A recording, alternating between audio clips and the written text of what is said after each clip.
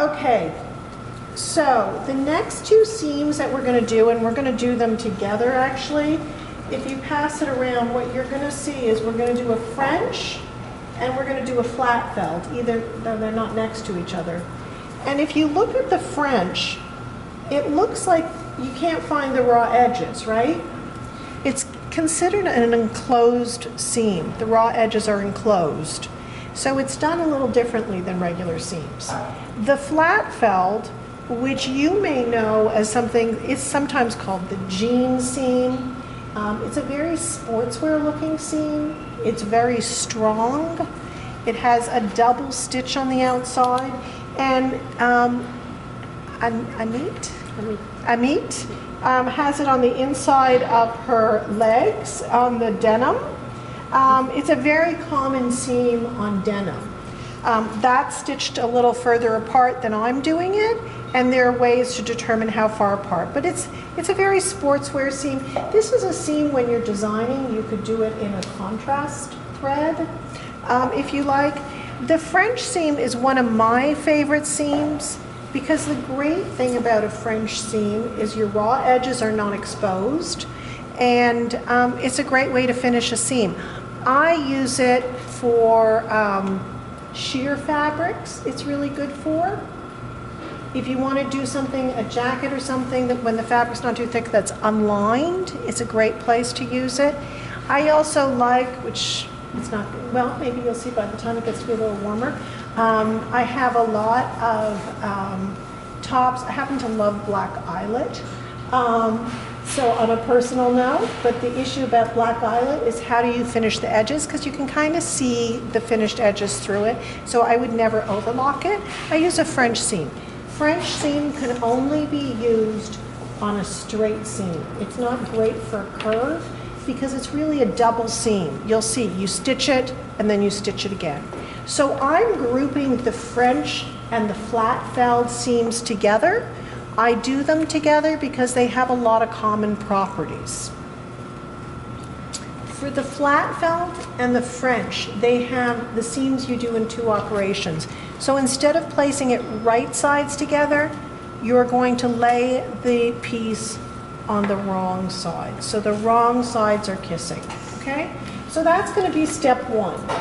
Step two, that's going to be a little bit different, is we are not going to use a 1-inch seam allowance, but we're going to use a 3/4 of an inch seam allowance. Okay?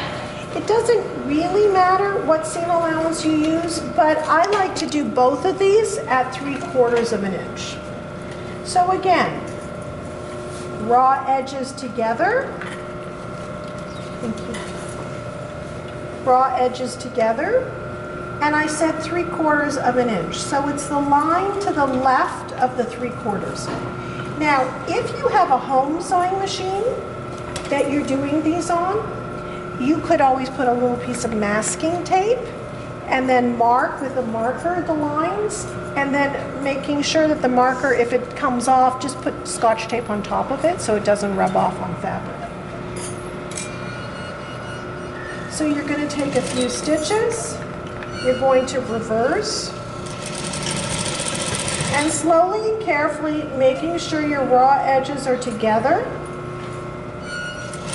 you're going to sew right to the end.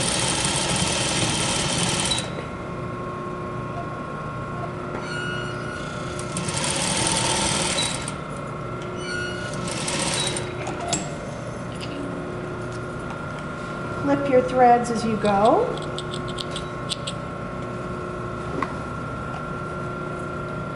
And now we're doing the French seam, correct? So if I was to look at what I've done so far, I'd sort of freak out and say, oh no, I put the seam on the wrong side. It's okay. What you do in a French seam, we're going to trim it very close and then we enclose it. So the next step, after you sew in the 3/4 of an inch, is to trim this seam, trim the seam allowance down to 1/8 of an inch. That looks about 1/8 of an inch to me. So I'm going to trim my seam allowance down to 1/8. After I've trimmed the seam allowance down to 1/8 of an inch, you must take it to the iron and iron it. So why don't we all go over to the iron, and I'm going to iron the seam allowance.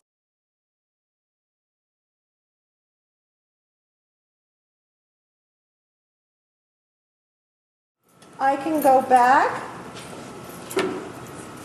and stitch it at 1/4 of an inch. I have my 1/4 of an inch marking. It's the line to the left. I can take my 2 threads, give them a little tug to the back, turn the machine on, and stitch.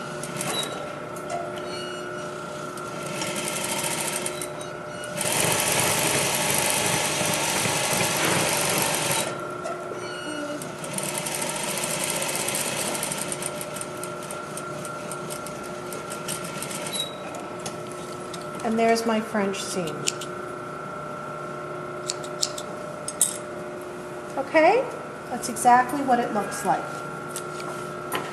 It's an enclosed seam, correct? Okay, the next seam. The next seam is my flat felled seam.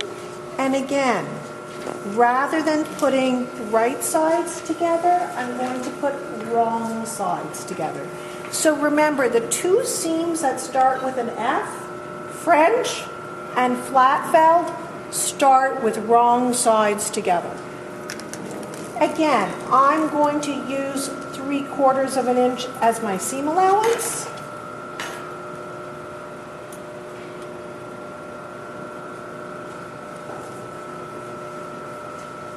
Draw edges together, regular seam, take a few stitches,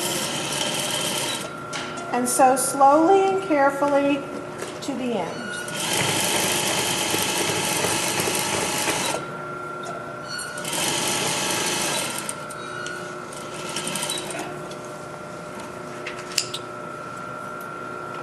So if we take a look at the flat felled seam, we're looking at the right side, correct? We're looking at the right side and we see a double row of stitching. On the inside, we just see a single row.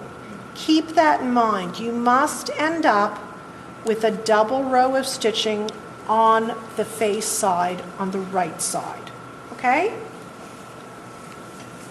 So how do I achieve that? Here's my right side, correct? All the work is going to happen on the right side now. So essentially what I'm going to do is I'm going to be folding this over and stitching this again. That's the concept. What exactly I do is this. Here's my 2 seam allowances, correct? What was my seam allowance that I sewed at? 3/4. What's half of 3/4? 3/8. So what I want to do is I want to cut one, doesn't matter which one of the seam allowances to slightly less than half of its original width.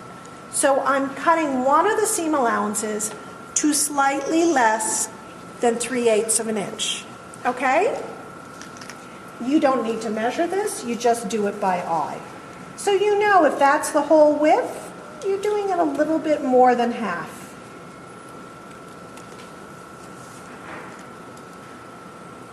Anyone know why it has to be slightly less than half? It's not going to be bulky. Because I'm what? If you didn't cut the one less than half, then when you fold it over, it wouldn't be under. Right. Essentially, when I'm going to be wrapping this, it needs to be slightly smaller than half, so when I fold it over, it's not bunching up. Here's a technical term, okay? The whole art of the flat felled seam is in the pressing. So let's go over to the iron, because what I want to do is I want to both wrap it and then press it to one side. So I'm taking the longer seam allowance, wrapping it around the shorter seam allowance, and pressing it to one side. Okay? Let's go to the iron. The first step is you're going to crisply press the seam allowance open. Give yourself a little facial while you're doing it. and then press the seam allowance to one side.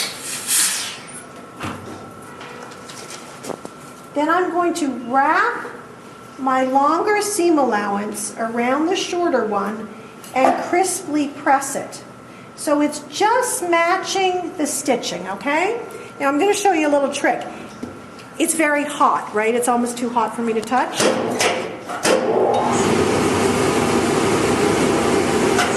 The bars at the bottom draw the heat out and make it a little easier and faster to work with your fabric so you don't burn your hands.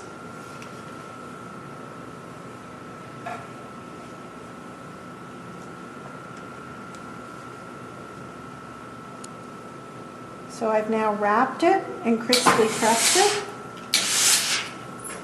And now I'm going to press it to one side.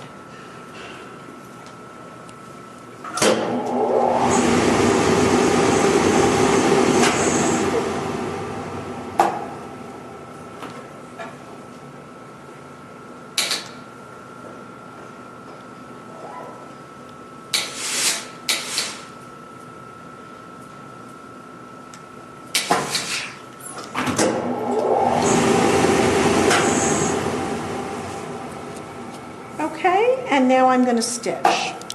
Now, as I've said before, it's really nice to keep your workspace nice and clean so that you're not going, oh no, I don't want to make sure I don't like smack my iPhone. Do you know how many iPhones get knocked off sewing tables? And I'll tell you, obviously I've been sewing a lot longer than iPhones have existed. I would be famous for, especially in the summer, I sewed in an unair conditioned room. I would have a glass of Diet Coke, which I am addicted to, on the back of my sewing machine, and I'd always go, oh, I'm going to be really careful, I'm going to be really careful, and then, needless to say, I have always spilled things. So keeping, particularly your home sewing machine or your industrial sewing machine, keep it clean, take care of it. Just make a general rule of not eating or drinking around the machines. It's just a good habit, even if you're incredibly careful. iPhones, I've had shattered iPhones, quite a few of them in my classes. Okay, so back to the flat felled seam. We're on the right side of the fabric, correct? And I'm now going to stitch the seam allowance down. If you really wanted to, you could put in a temporary stitch down the middle to hold it down, which would make it easier to sew, but I think you should be okay.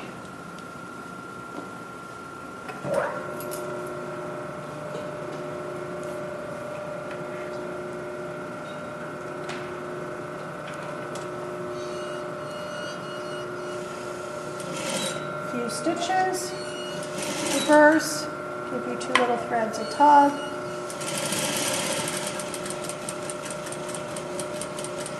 And what you should try and do is slow your machine down to as slow as I'm doing it. Can you control every stitch on your machine at this point? Can you regulate the speed? And I'm telling you, the people who are wearing boots, this is a heck of a lot harder to do with boots on than with a sock. I may have a dirty sock, but I can control my stitches. Okay? And that's our flat